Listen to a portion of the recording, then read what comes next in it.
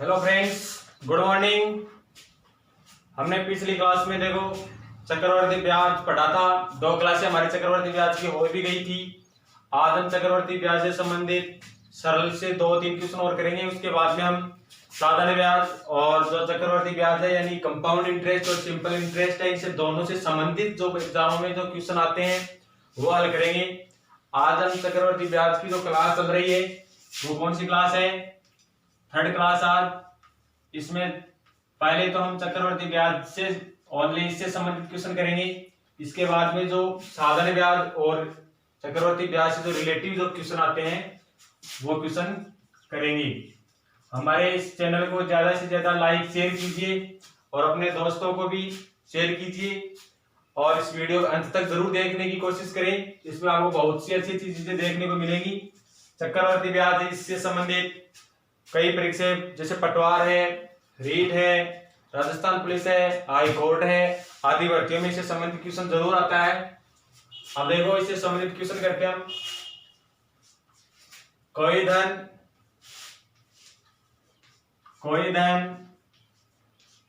कितने प्रतिशत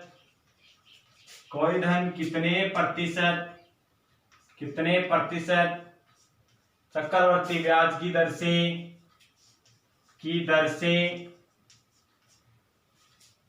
से 2 वर्ष में 672 रुपए व 3 वर्ष में 714 रुपए हो जाता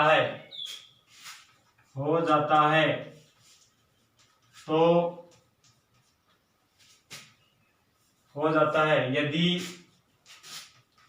ब्याज की जो शर्त देने की वो क्या है?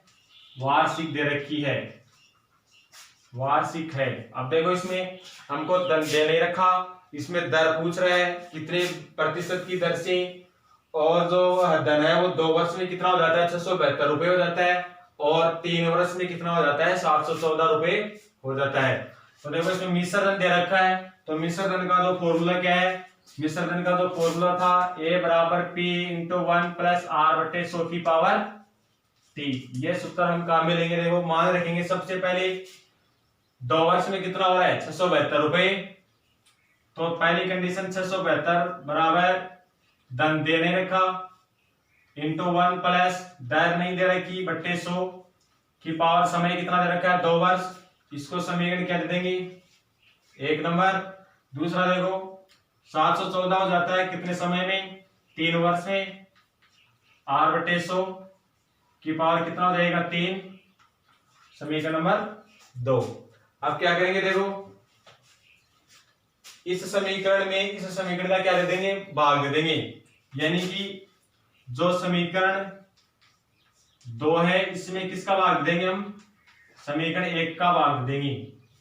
तो देखो 714 बटे 672 बराबर P इंटू 1 प्लस R बटे 100 की पावर 3 बटे P इंटू 1 प्लस R बटे 100 की पावर 2। क्या कैंसिल हो रहा है? देखो यहां से ये 3, यहां से 2, यानी यहाँ पे कितना बच जाएगा? 1 बच जाएगा। P से P कैंसिल। अब देखो 714 बट्टा 672, तो देखो क्या बचता है? 714 बट्टे 672 बराबर इधर क्या बचता है? केवल ऊपर अंश में बचेगा 1, तो 1 प्लस R बट्टे 100 ये बचेगा। अब देखो 1 को इधर लाएंगे तो 714 बट्टे 672 माइनस 1 बराबर R बट्टे 100।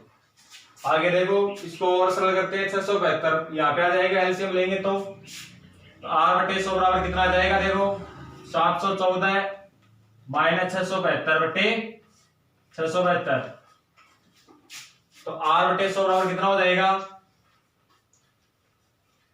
714 में से 672 जाएंगे तो कितने बचेंगे? देखो 8, 28, 14, 42 बटे 672, तो R बराबर कितना हो जाएगा? R बराबर हो जाएगा 42 को मल्टीप्लाई करेंगे 100 से वज्र गुणा करेंगे और बट्टे में कितना आएगा 672। इसको सरल करेंगे, देखो 636 6 इसका आएगा 6 सही 1/4%, यानी जो दर आएगी वो हमारे पास कितने आएगी, लगभग 4200 को 672 से डिवाइड करेंगे तो आएगी 6 सही 1/4%। इस तरीके से हल करेंगे इस प्रश्न को। नेक्स्ट क्वेश्चन देखो, कोई धन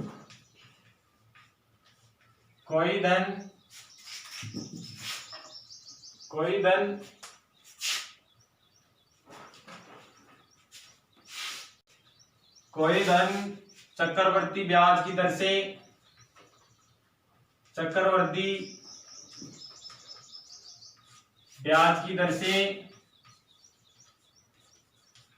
से तीन वर्ष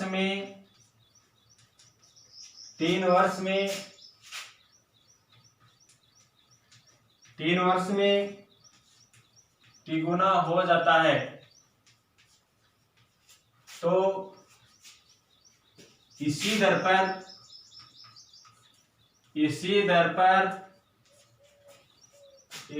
पर 9 गुना कितने समय में होगा? कितने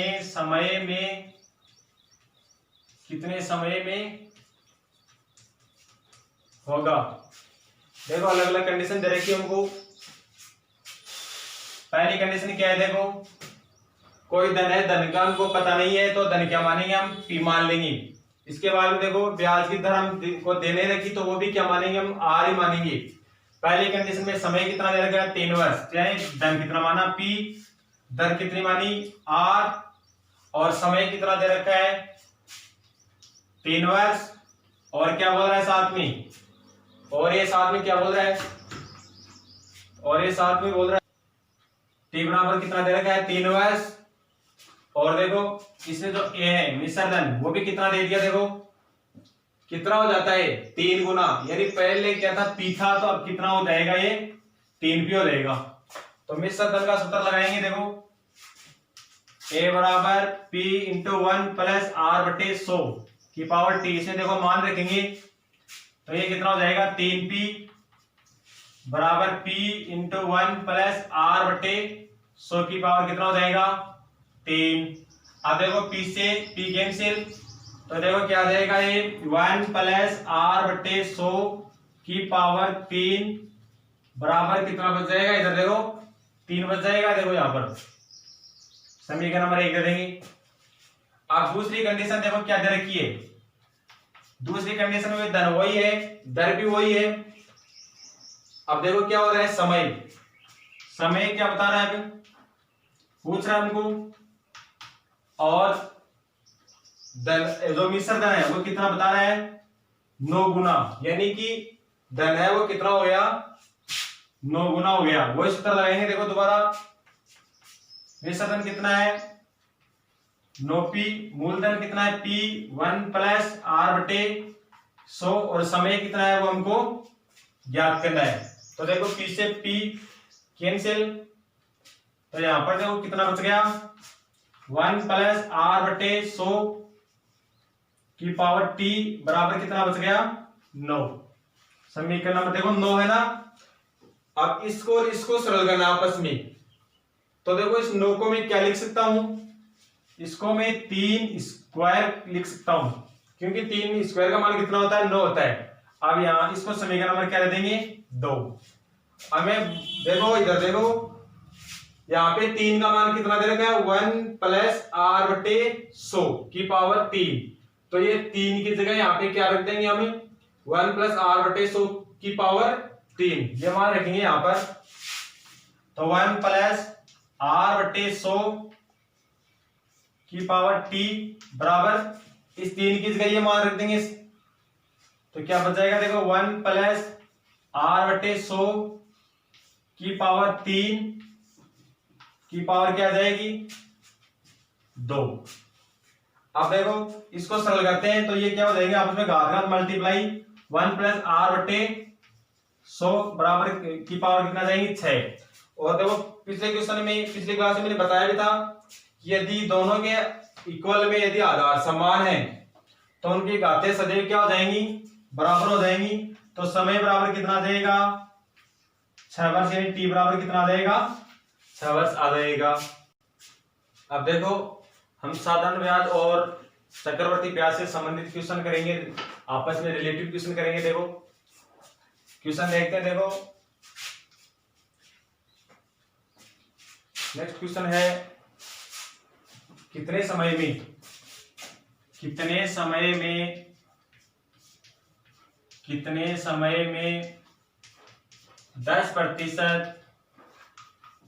10% ब्याज की दर से किसी धन का साधन ब्याज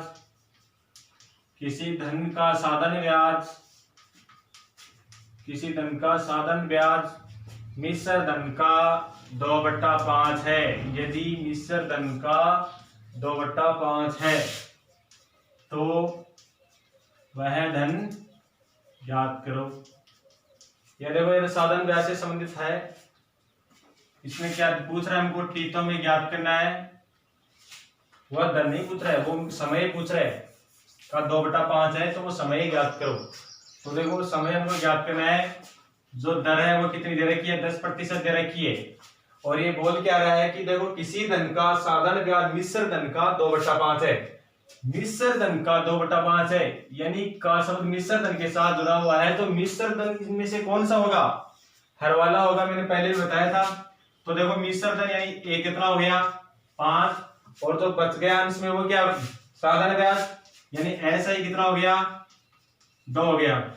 और अब हमको देखो समय निकालने के लिए साधन ब्याज का जो सूत्र है क्या है, देखो ऐसा ही ज्ञात करने का जो सूत्र है वो है मूलधन गुणा दर गुणा समय बटा 100। हमारे पास देखो ब्याज भी है, दर भी है, समय भी है, लेकिन मूलधन नहीं है। तो यहां से देखो यदि मिश्र धन 5 है, ब्याज 2 है, तो यहाँ पर देखो मूलधन कितना आ जाएगा, मिश्र धन में से यदि हम ब्याज निकालेंगे तो कितना आ जाएगा 3। अब देखो उस सूत्र में मान रखते हैं, साधारण ब्याज कितना है 2, मूलधन कितना है 3, दर कितनी दे रखी है 10, और समय हमको ज्ञात करना है। देखो एक बिंदु से एक बिंदु कैंसिल, इसका अवसर गुणा करेंगे। देखो तो 2 गुणा 10 बराबर कितना आ जाएगा 3t। तो ये कितना हो जाएगा, देखो 20 बराबर 3t। तो समय t बराबर कितना आ जाएगा 20/3 वर्ष आएगा। इस तरीके से हम करेंगे इसको। नेक्स्ट क्वेश्चन देखो, किसी धनराशि पर 10% वार्षिक ब्याज की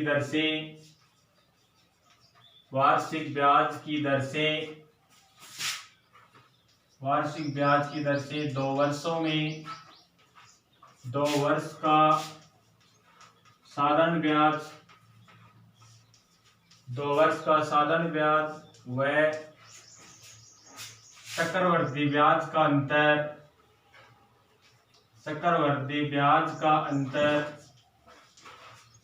200 रुपये है। 200 रुपये है तो वह धन ज्ञात करो।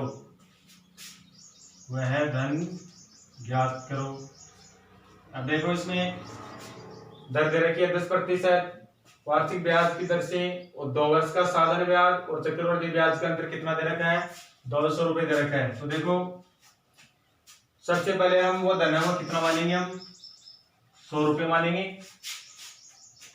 100 रुपये का साधारण ब्याज की दर से 10% के हिसाब से 100 रुपये का 1 वर्ष का ब्याज है वो कितना हो जाएगा 10 रुपये हो जाएगा। तो 1 वर्ष ब्याज में ये मिश्र धन कितना हो जाएगा 110 रुपये।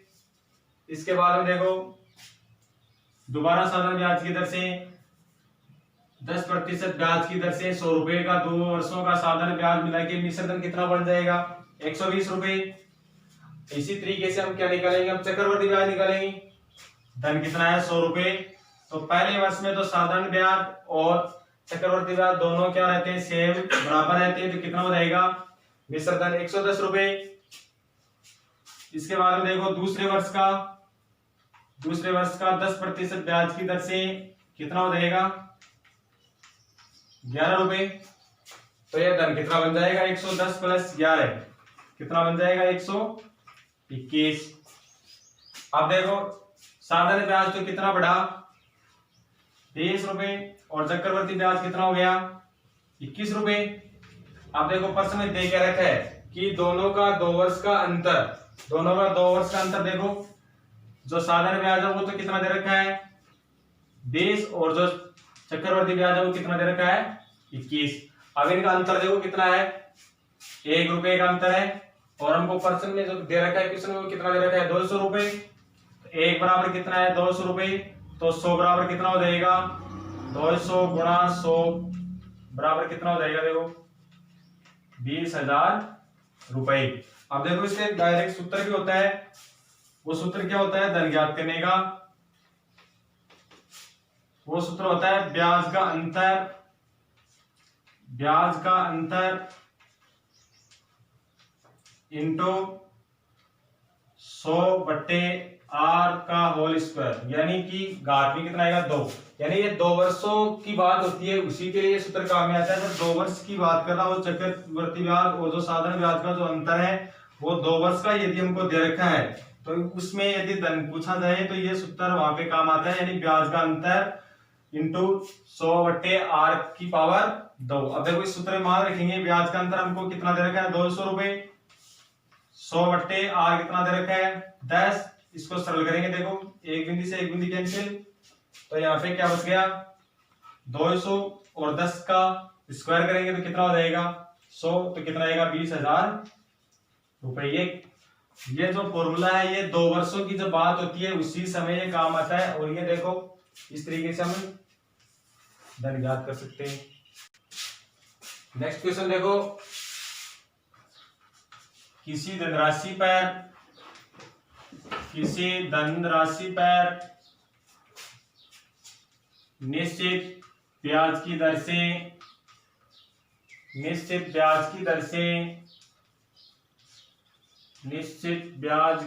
से 2 वर्ष में साधारण ब्याज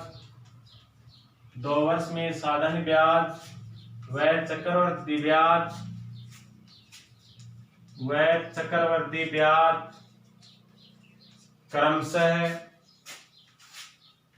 क्रमशः 900 रुपए व 954 रुपए है तो वह धन ज्ञात करो।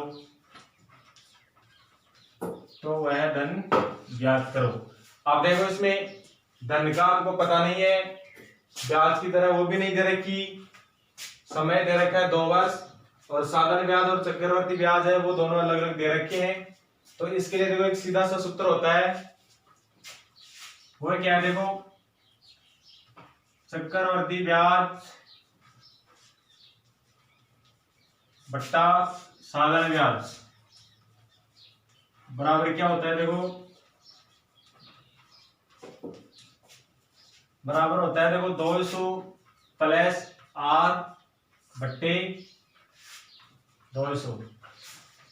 इस सूत्र से हम क्या निकालेंगे देखो इस सूत्र से हम क्या निकालेंगे दर निकालने के बाद समय हमको दे रखा है साधारण ब्याज हमको दे रखा है तो उस सूत्र से हम क्या कर लेंगे धन निकालेंगे। तो देखो इस सूत्र में मान रखेंगे पहले चक्रवर्ती ब्याज कितना दे रखा है 954 बटे साधारण ब्याज कितना है 900 रुपए 200 प्लस r बटे 200।